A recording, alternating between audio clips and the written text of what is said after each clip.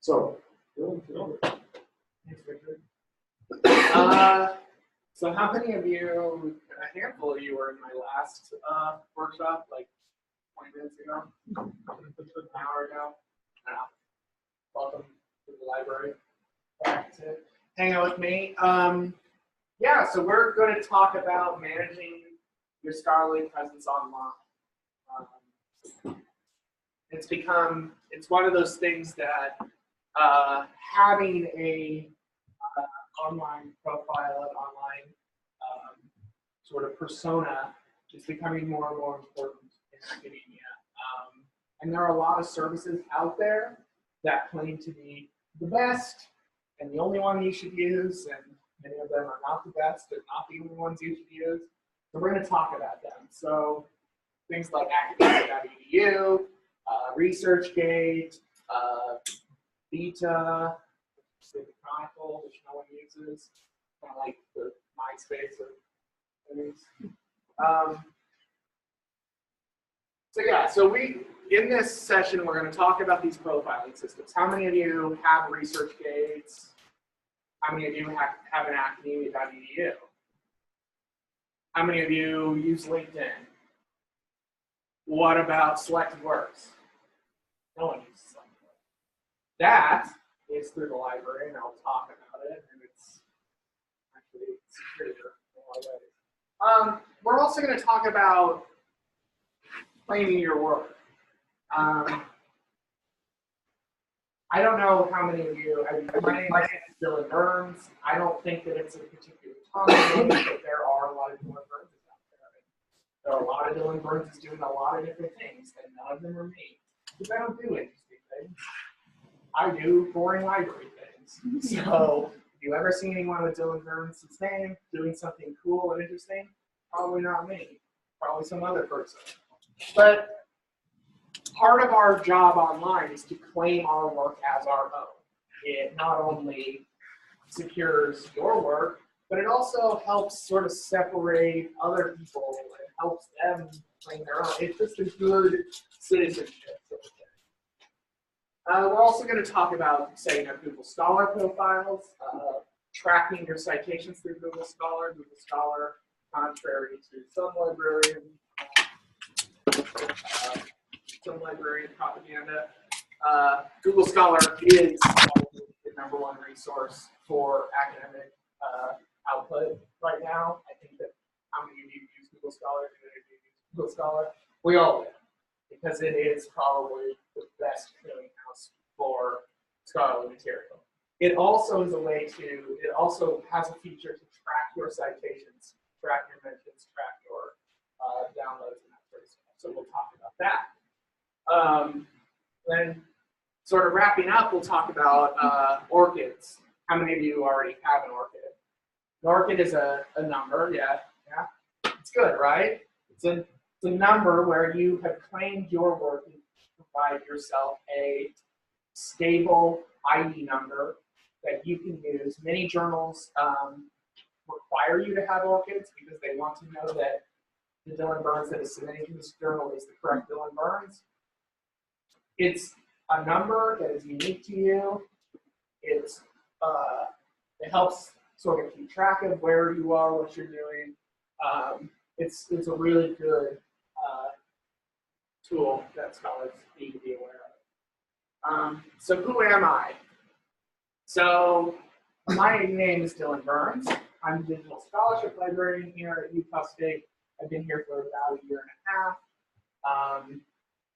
This picture, you'll see, this is my professional picture. You'll see it over and over as we go through all the profiles, because I have a profile in all of these systems.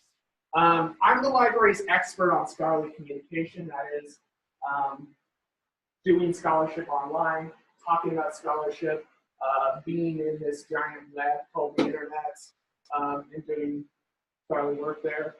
I also work in open access. I help fund open access publications through our OA fund. I also run Digital Commons at USU, which is our institutional repository. I'm also the subject librarian for language, philosophy, and common studies. So those fields, you've probably seen me before. This is my Twitter. I am at forget the name. Don't ask me why. Okay. I was kind of on the Spanish American War kick, Spanish American War and memory kick when I made my Twitter. So I decided forget the name was punny and clever.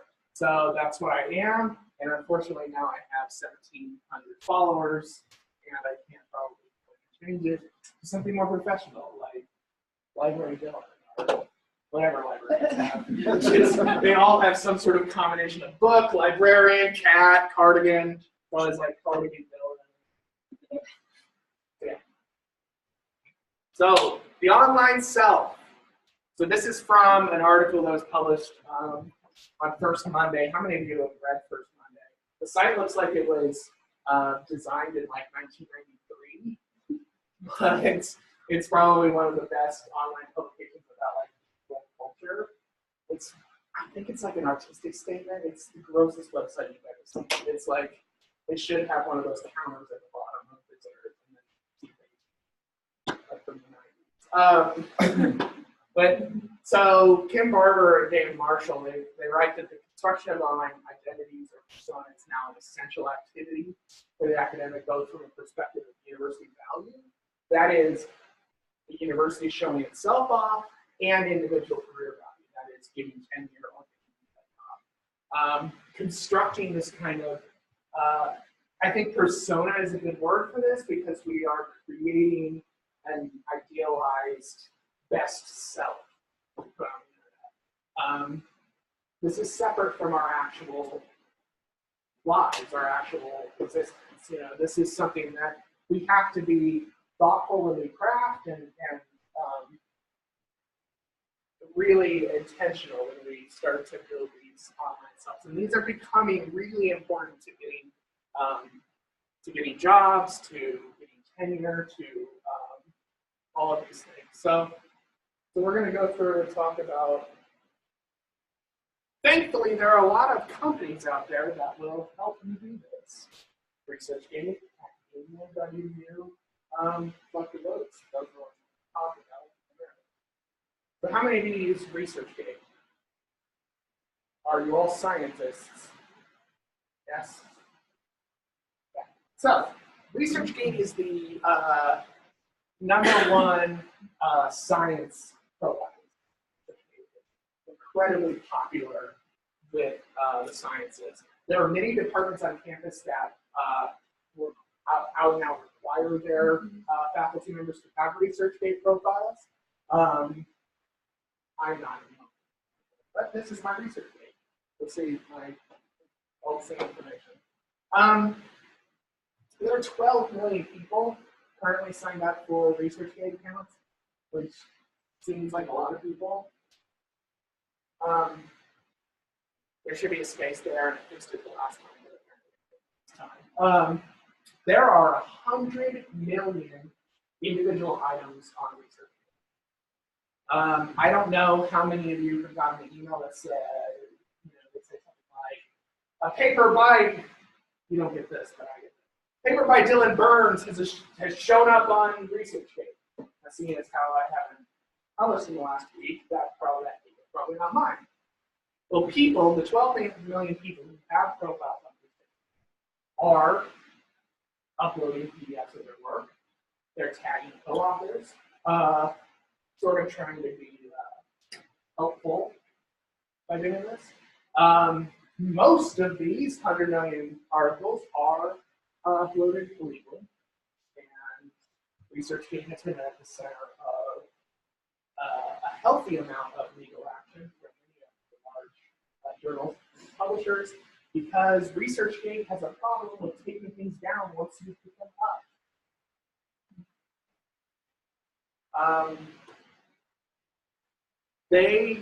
ResearchGate has no real control over what is put up and what is tagged.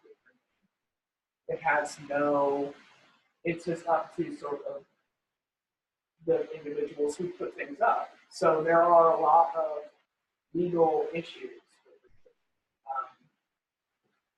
If you've ever, and as I said, ResearchGate If you've ever tried to get something taken down from ResearchGate, it is a giant butt because they don't want to. It's not in their best interest. They are really excited to have 100 million. They don't people's profiles. They don't want to give any of that up. So how many of you have academia.edu's? Are you also scientists? And you in the humanities? Do they not tell people about the humanities about these things?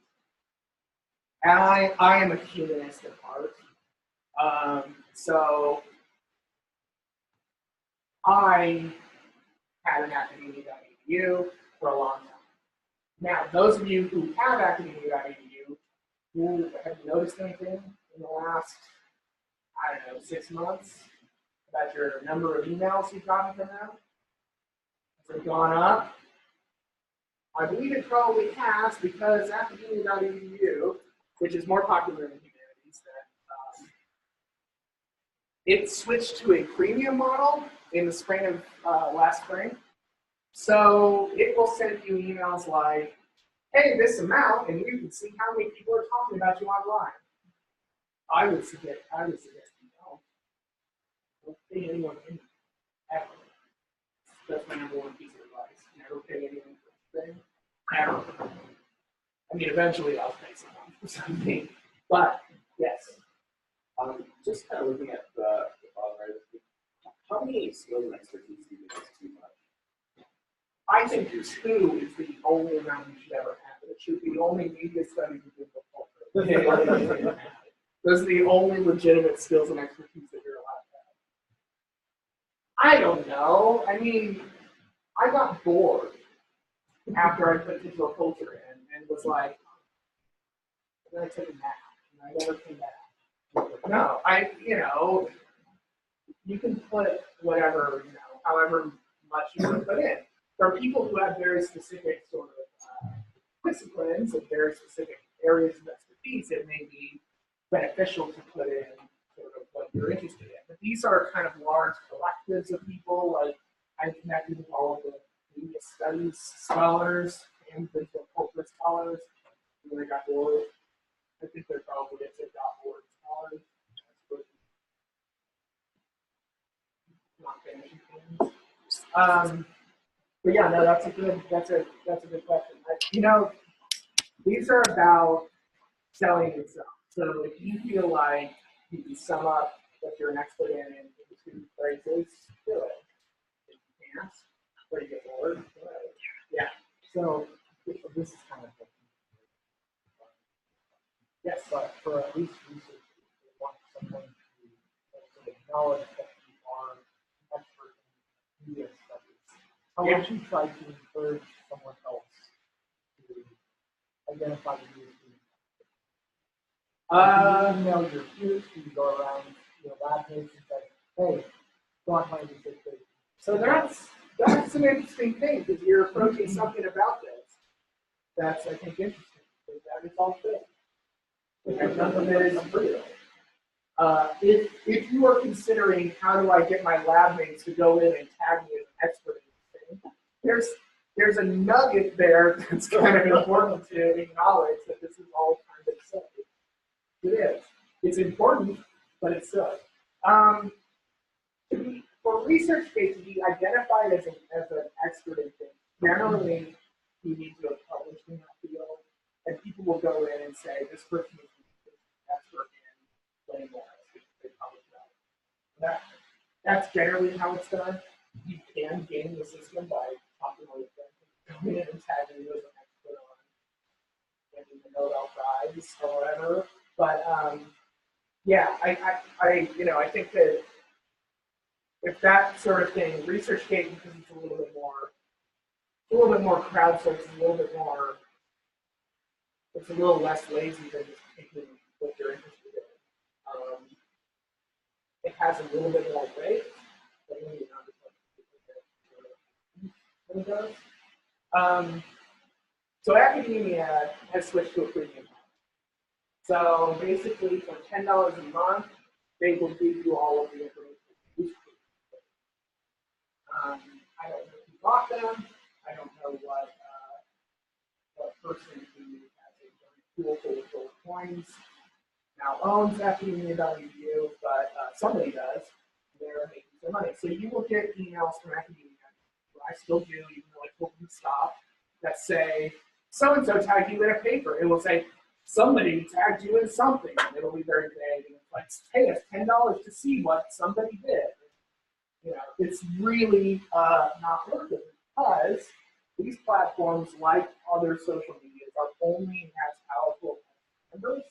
And humanities people who are not used to making difference don't usually want to pay a lot of money for their once free services. They all left. So academia.edu saw like a 40% drop in membership in the last year because people are angry. I think rightfully so, that what used to be free is now not free.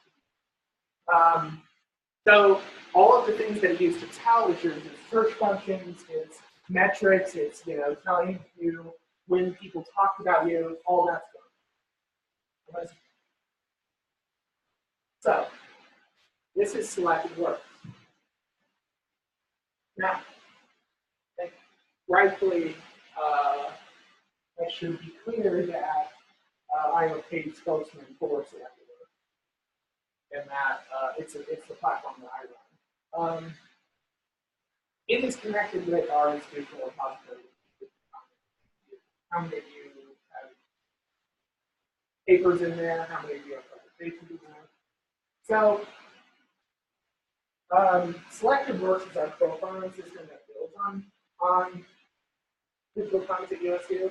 It's associated with Utah State University. It has that kind of branding you can see. But once we create it for you, it's yours. You can do whatever you want.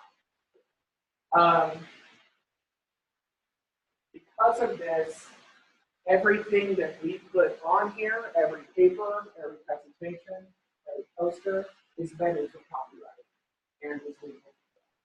So that is something that we certificate academia.edu. If I'm in trouble for, that's something that we do. Because you have people like me who are experts in reading those stupid journal agreements that we all sign, and I can figure out what to go online. And this is a service that we provide to you. And I will work with you to build your profile. I will work with you to build your stuff into digital commons. We can talk about what digital commons can do for you. But right now, profiles like Selected Works are really your best bet. And I only say that about half because I have to with my platform. Only about half of me says that. The other half is just that really for protecting yourself from legal trouble, protecting yourself from just sort of being tagged in other things. This is a good system. And if you're interested, we can talk about that. We can get you set up. It's really easy to use once you sort of gotten in. People will find you. You can Google digital commons, and Selected Works are highly optimized for legal searching, which is where you see your primary traffic come in these sorts of things. So we can talk about Selected Works if you'd like. So it's a free, as I said, it's a free service provided by the library. It's something that I work with graduate students, I work with faculty to build these profiles. And that's why I'm here. That's what I went to graduate school for. So I'm not saying that all of these are all bad. I'm not saying all of that, any of them are all good. There are sort of pros and cons to all of these profiling systems and things that you need to keep in mind. One is stability. And this goes hand in hand with profit and non-profit. If a profiling system is for profit, it is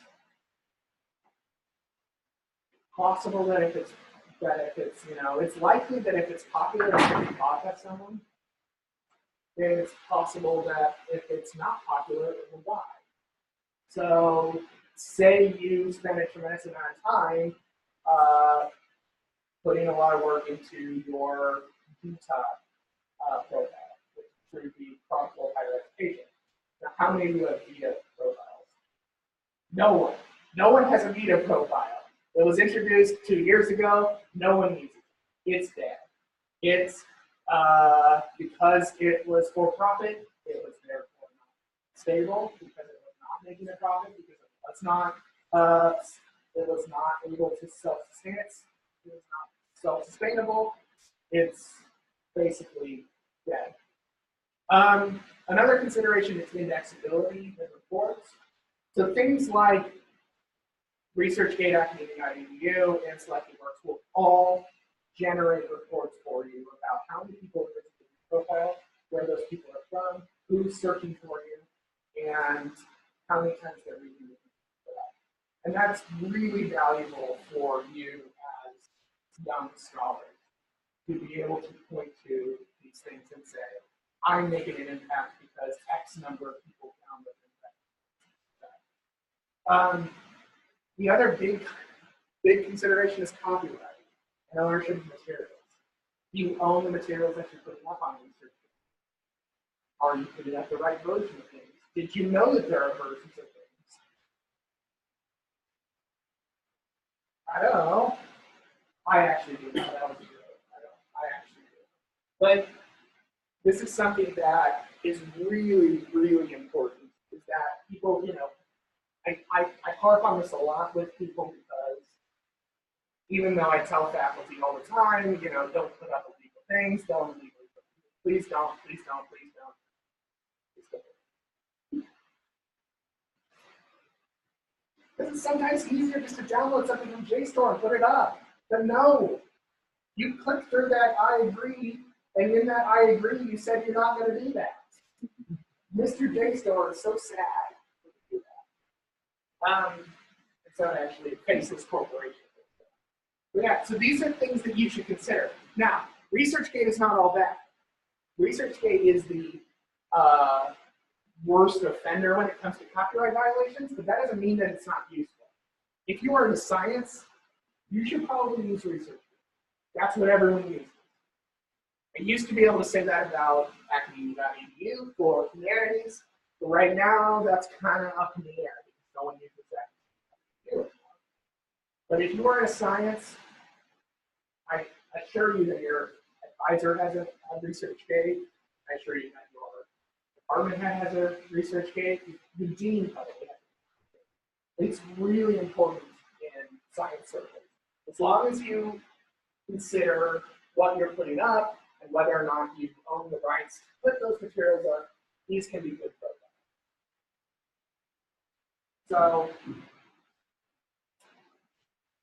when we talk about stability, and I forgot that I had all these, so I used census. We got to really think about, is the platform going to be around a long time? Is the ownership going to change hands? One of my systems got bought by the biggest conglomeration in libraries. I don't know what's going to happen to it because there's a lot of money. What about this? Is the organization that I'm building a profile for, are they selling my information? Almost certainly. But then again, who isn't selling your information to the highest bidder? Everyone. That's everyone. Index and report. So this is now, these are kind of out of date because I made this for the faculty in the fall, but this is starting from, looks like in July. So this was just my summer. This was just July through August, so 2 months. This is what SelectedWorks was able to give me. This is my map of where people have downloaded my things. This is the number of downloads that I've got. This is important. You're selling yourself for tenure, you're selling yourself for jobs. This is kind of essential. This is part of the game, yeah. So, I'm more familiar with ResearchGate will also tell you where around the world SelectedWorks more in the United States.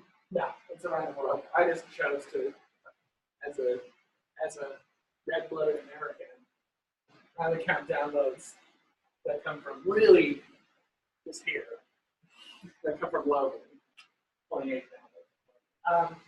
No. All of these will track downloads from around the world. So yeah, but that's a good question. And you'll be surprised how many downloads come overseas and people just so now, hopefully I haven't bored you to death, I'm going to talk about identifiers. So if you search Dylan Burns in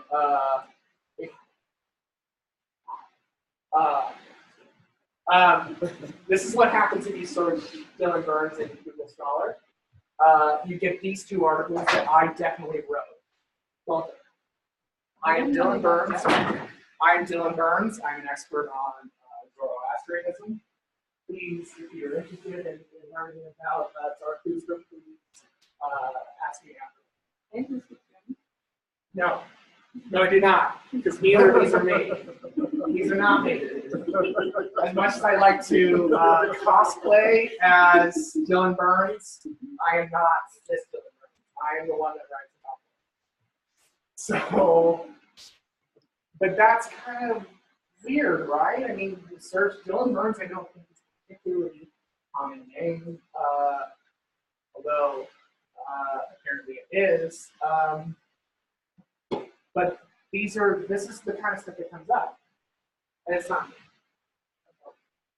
I have no idea what pseudodiagnosis is. So this is a problem. Because Google Scholar, although Google controls our lives and is the primary discovery engine for academic articles, it doesn't know everything. Which is surprising because you might think that it probably knows everything because it knows everything about it. But if we're not using it correctly, we aren't, we can't get all of the possibilities. So this is a Google Scholar profile. How many of you have actually gone on and claimed Scholar? Yeah, done that? We can do that with the computers. So Google has a profiling system very similar to all these other profiling systems, except it doesn't have a profile.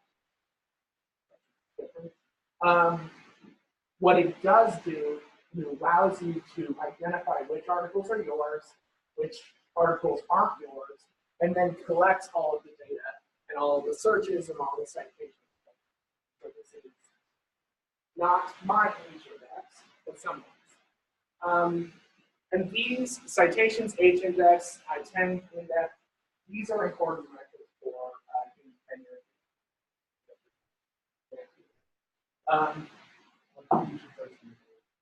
So citations is the number of citations. This person has 676 total citations in articles. H-index is I believe I think it's Google's thing, but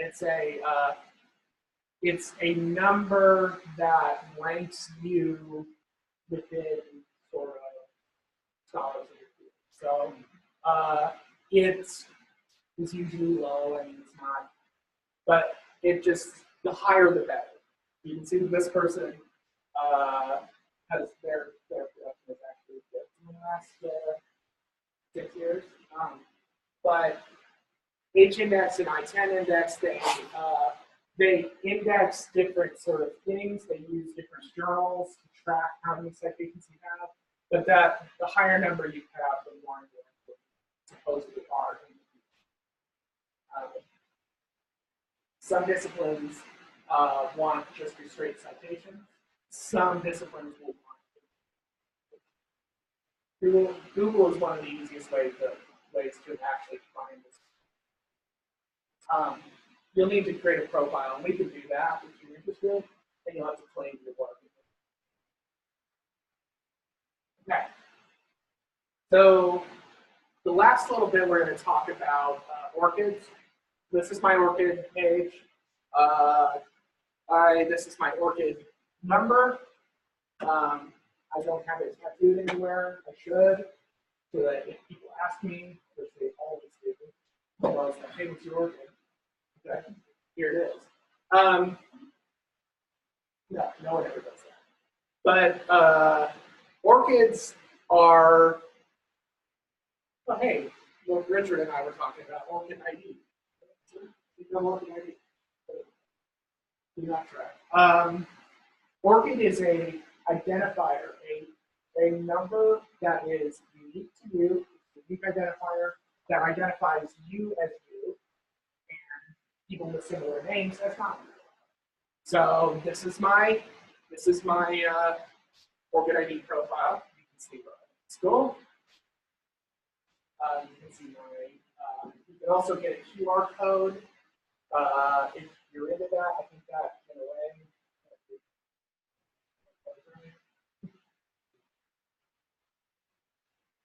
So one of the things that's important is that many publications, a lot of them, in fact, I think it's getting more and more popular, are requiring organizing. They want to make sure that you are doing it, and that you get credit for the work that you do, and that I'm not taking credit for that guy that's an expert or expert. That guy doesn't have an orchid ID, so I'm able to just yes. How is it verified, or is it verified? So it's verified through your institutional affiliation at the time. So mine is verified through Utah State, because I have a Utah State email address. I'm able to sort of claim that I'm the Dylan Burns who works at Utah State. We don't have any other Dylan Burnses here, so I don't have to worry about that. But I am the Dylan Burns in the library at Utah State. That's how it's done. And what about other one and Feeling like yeah, formal education where I don't have access to email address anymore. those you just set up. But that's not. You can see that the source for these, because I wasn't there. So that is again the research gate sort of that I put in here, but no one actually knows that I have to line.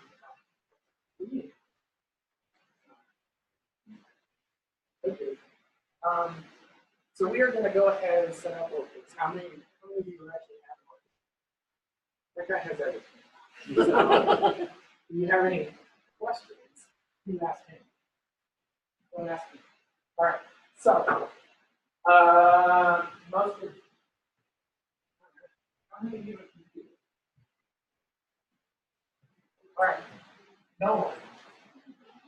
All right. So, come back here and grab a computer, and we will go ahead and set up orchids.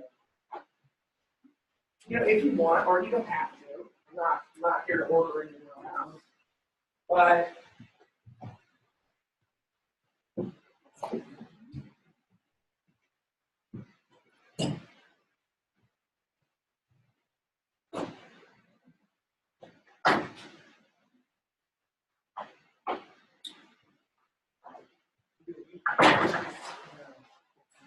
what? Yeah, just leave the charger in there. They should all be charged because they've been plugged in forever. So hopefully they're charged. That'll work. So you are all going to navigate to orchid.org. There is no H. I make that mistake every single time I go to it. I write orchid, but I have to remind myself that it's orchid. So, is it broken? If it's broken, okay.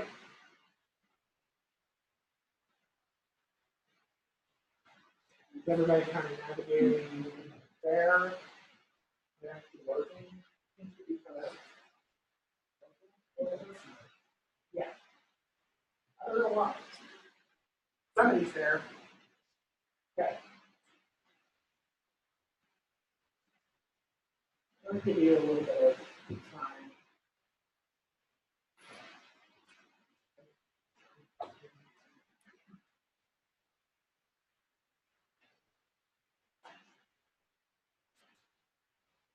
Is anybody still navigating there?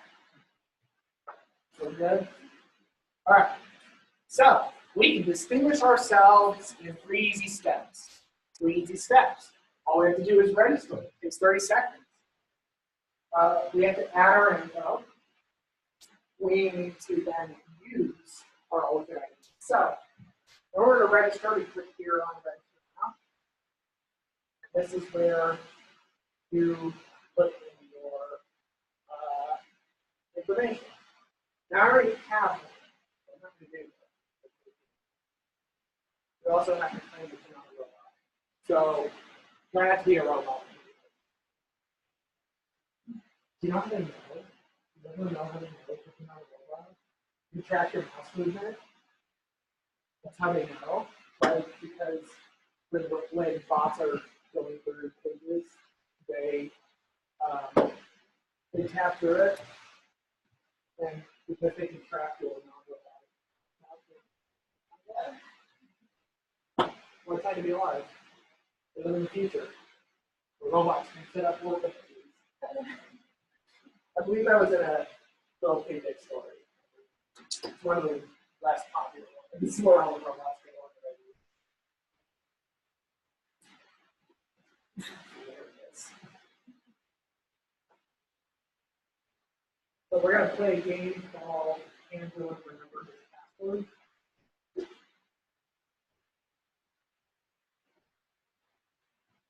Oh, I did it. I did it. All right. So after you register, you get to a page that looks kind of similar to mine, except it doesn't. It has your name and your well, once you have that. So once you kind of get to this point, you will have your, it will generate your OCAD ID. This is the one that you can give to journals. This is what you can put on your CV. This is what you can sort of use to identify yourself. This is unique to me. This is mine. This is no one else's. I think they're quite good digits, but they're, several more digits there, but you know, whatever. They're probably going to stamp it on everyone.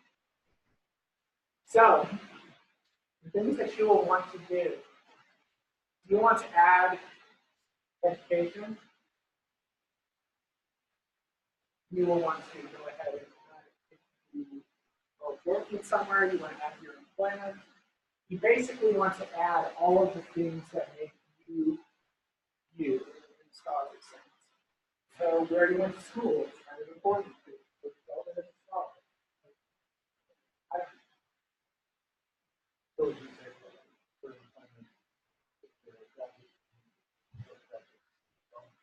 That depends. Do you consider that a job? Do you have an assistantship? I would put down an assistantship. I would put down those kinds of things. If you, mine only has Utah State, because I think I only need this while I was working here. But I could have put my assistantship, I could have put my RHS, that sort of stuff in grad school. But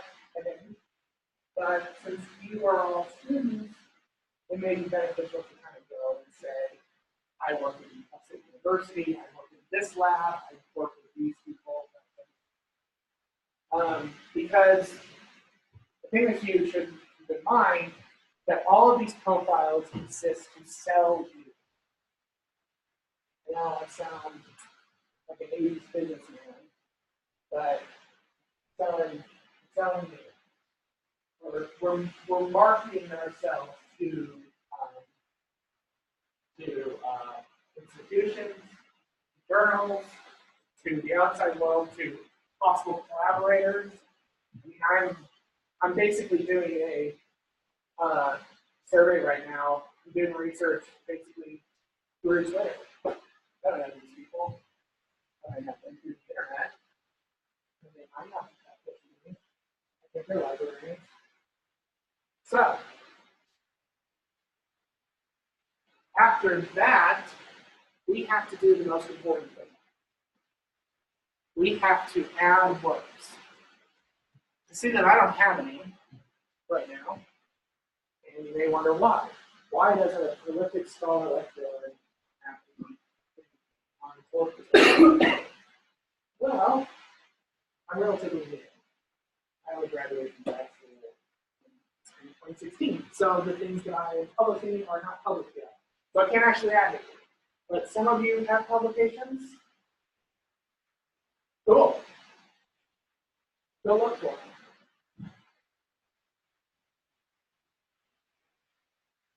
So, the way that ORCID does this, and it kind of goes to what your question was about how it knows, is that ORCID goes through the databases that collect all of the data about that. So, you can see here that it has databases that we use all the time, like the most important one, the Australian National Data Service and Registry.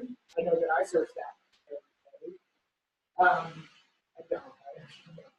The Bill of Field Academic Search Engine, that's another big one in all of our fields. No, the ones that you probably want to use are Crossref, metadata search.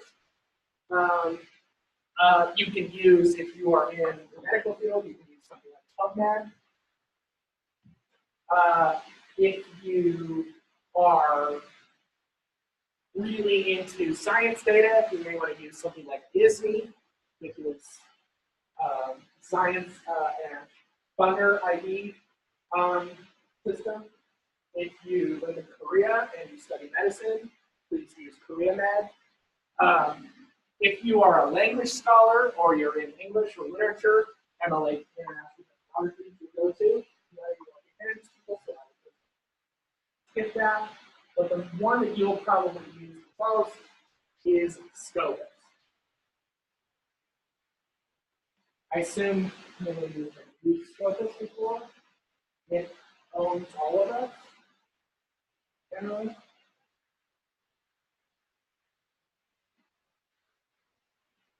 What it looks like.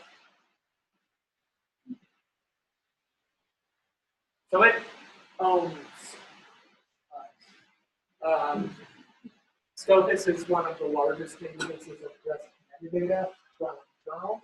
I think it has, I don't remember, like, don't tell me on this, but like, I think 80, 90 different publishers have their entire journal collections in here. And we use it,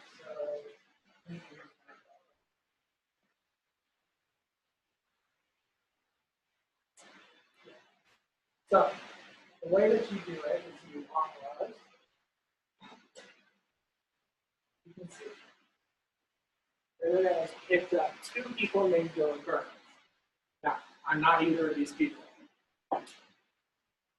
I try to claim sometimes when I'm trying to feel fancy that I'm feeling Michael Burns, that is Berlin, and is an expert on Zoroastrianism. I also don't know this guy, but his name makes me kind of feel like he's not that. But you can see that the way that these are, so the name here, so that the name up top in bold is what Bill Michael Burns has put as his profile. The name below is how it appears places. So that's the name that he has decided is his name. This is the name that he has also published under. You can see that Dylan Burns here has claimed Dylan Burns as his actual name. But he's also published under D. Burns because he's a scientist and that's what they do. Scopus and these profiling systems allow you to net all of those things. So if I publish under DS Burns, or D. Sean Burns, or Burns, single name, mononym, Burns, I can claim it. Maiden names too. That also is a thing because it used to be that when scholars got married, they would change their names because of worries over publishing, over claim, all the things that publishing in their maiden name. That's no longer as big of a deal because we're able to sort of centralize those. And sometimes that comes down to what the journals were. Some journals will publish whatever, or that sort of stuff. So this helps connect all the variations in your name. So I am not going to add any. But who was it that has publication? You've already added yours. I have. You have it? Don't click up. Let's do it in front of everybody. All right, cool. You know your password? Does anyone know this? Yeah, so reset it. Oh, that is cool. Yeah, I have to reset the password. I just received a couple of emails. Because both of my fallback emails, I forgot the password because I don't use it. I did that recently. Oh, I bought concert tickets on my Illinois. Good time. All right. So which one is that? Which one is you? I'm going to guess that it's Melbourne, Australia. Oh no, I bet it's Logan, Utah, United States, right? Yeah? So go ahead and select that. So go down, go to next. Now you select your preferred profile name. So that is your profile name. So, like this. Now, are these articles written by you? Are either of them about Zarathustra? Okay. Either of them are about Zoroastrianism, and they're both about you. Cool. We'll go ahead and select yes. You have both of these selected, and both of them have been added. Click next.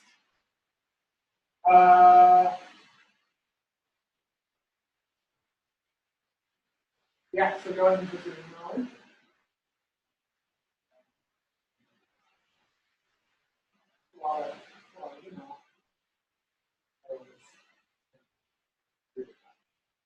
Now you have to confirm it. It's on the right to do that.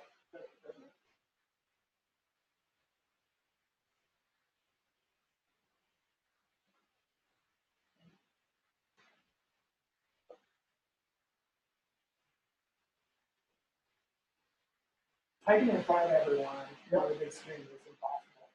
I have to do it all the time. So go ahead and send off our email. Still not letting you do it? You spelled your name correctly? We'll probably have to spell your name correctly. It's one of the bundles.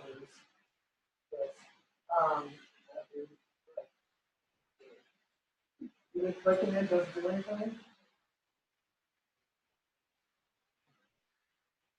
Yeah, let's see if you can copy the place.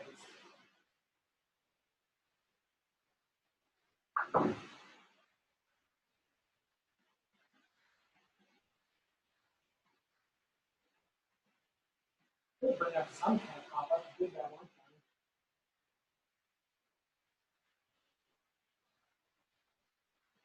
No pop-up? There it is. There. Nope. Let me copy and paste it now. There we go. All right, so send your publication list. There are a lot of decks and a lot of things to put. But go ahead and return to Orchid. And scroll down. Look at that. You had claims things under your ORCID ID. Those are now yours. So your publication. And you can see here that it tells you where these came from. It came from Scopus to ORCID. It also says that it's a preferred source. It means if you didn't make this up, someone can back this up. There you go. You have just claimed those. So they're now yours.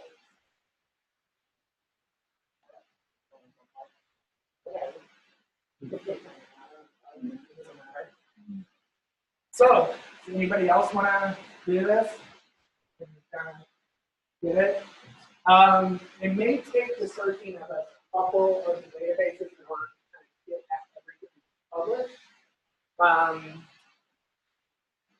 You know, some things will show up in Scopus, some things will show up in MLA. It really depends. Do you have any questions? Is there anything else you want to learn about? Yeah. Question about your try line on your professional account. How personal do you want to use those? I saw like the things that was it.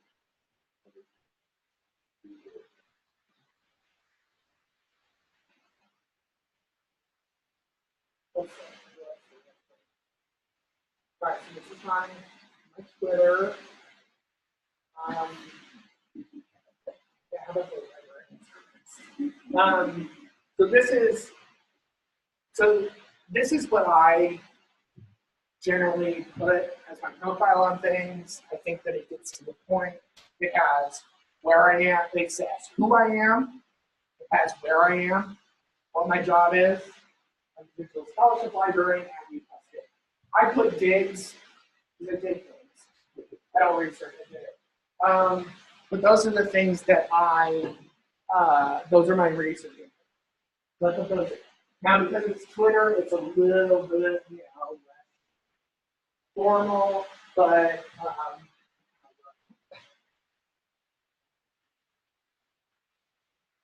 so yeah, so this one just says, you know, I read about these things. My selected workspace is much more. But I actually use, and this is a good thing for you to help count.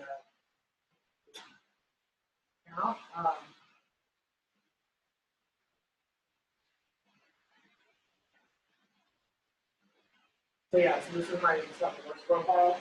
I put, but you can do this any way you want. I put MS, my terminal degree, MS, Library Information Science, Illinois, Digital Scholarship Librarian, my expertise in this is my work.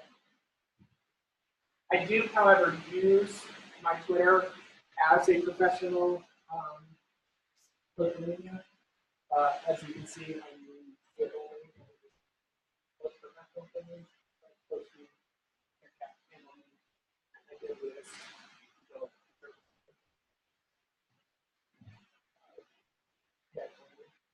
So I use Twitter primarily as a professional social media tool. That's why that's why I have things like the scholarship librarian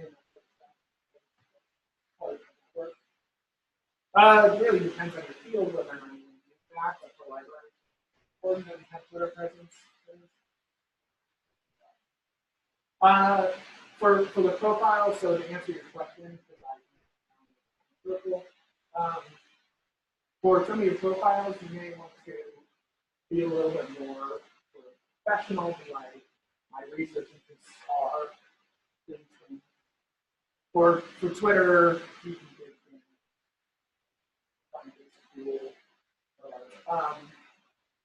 but it also depends on whether or not you have a position.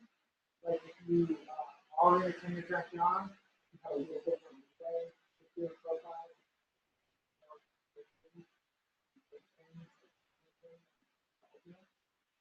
Which are my research interests, but it's kind of different kind of audience. You gotta think about that. Any other questions? Yeah. So on your Twitter, you can do your Dude, So 50% of that is because I run Select Alerts, yeah. but the other half is because it's the affiliate platform. So would you say that like you find one service, whether that's research group or project work, that's our primary way to professional? Yes. Yeah, so it only allows you to, if you use Twitter and you're using it for scouting purposes, it only allows you to put one website in. If you have a professional website, put that in. If you run a Squarespace or whatever, put that in. But if you want to link to the profile that you feel most comfortable with, you also, one thing that I've glossed over, you don't have to do all of them. Actually, please don't do all of them. Because if you do all of them, you'll do kind of a crummy job on it. You'll fall asleep like I did after I put it through. Focus, pick the one that's right for you. If that's ResearchGate, good. If it's selected works, do that. Yeah. So you think ResearchGate, those more formal sites are better than you consider? It depends on your field. LinkedIn is not for academics. Are you wanting to be an academic? Yeah. That was not like, do you want to be an academic? Like, no, that was just an actual, I'm just asking if you're, I don't know, if you're in an MBA program, you probably don't want to use somebody that is you. Not that they can't be scholars digging a hole. No, LinkedIn is good. Okay. LinkedIn is good for when you're finding a job, but the thing that separates me from LinkedIn is that this is not about me and my resume so much as it's about what I've done. So these are 5 presentations that I've done in the last handful of years that I'm providing access to via this program.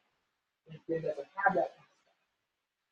Jobs that your tenure track jobs are going to be interested in these kinds of things, not your resume, because they're probably going to have your resume. Now, if you're not looking for an academic job and your research is not that important, you don't have to. You can use it. I'm guessing these presentations are more formal professional presentations rather than guest lectures. Oh, that's not good. No, these are my professional things. And you can see, I can't point up to it, but you can see in the URL that this is deposited in Digital Commons. So every single time somebody clicks on it, it's generating sort of metrics about somebody that's looked at this. So that's another sort of thing that works. But yeah, no, these are at common. This is my Goodreads paper. So this is Google. Yes. So if someone were to download it from Google, But we like it to use would that still give you the download on? Yeah.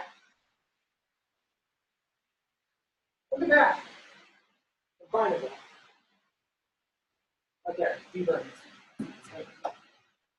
Finally found my logo. Yeah, so this is, you can see that this is from Digital Commons. I'm kind of odd because I come up with everyone's Digital Commons there. But yeah, it takes me directly to this or the download directly. So when people find you, I can show you. I guess we have a little bit of time on it. So we can talk about all sorts of things. So let me.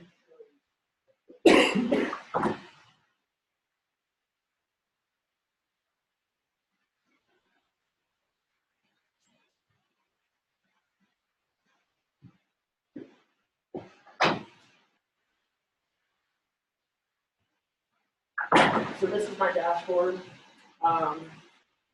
Now remember, I only have presentations in there, so these are all of them that have been downloaded in the last since November.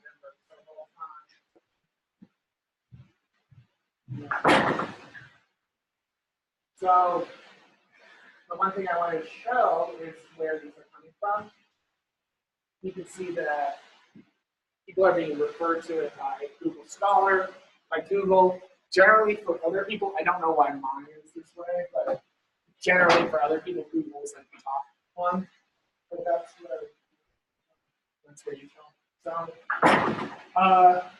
if you have things like presentations and posters and you would like to get them available online, you can go ahead and email them to me. We can build this for you. It's just a really good way to do your work.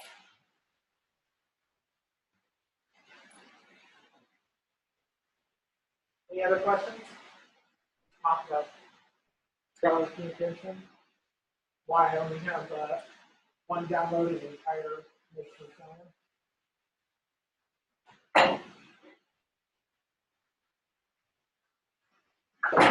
Cool. Well, if you have any questions, or if you want to talk about things, you can email me. My email is dylan.burns@usu.edu. I am more than happy to meet with you and get back to you all the time to talk about these kinds of things. Which system might be right for you, how to get your stuff available online, what kinds of things you can put up, that sort of stuff. I'm an expert in all of that, so I'm more than happy to help. So, yeah.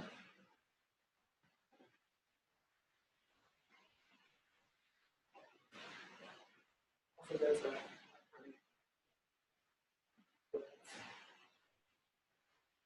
no questions? Okay, cool.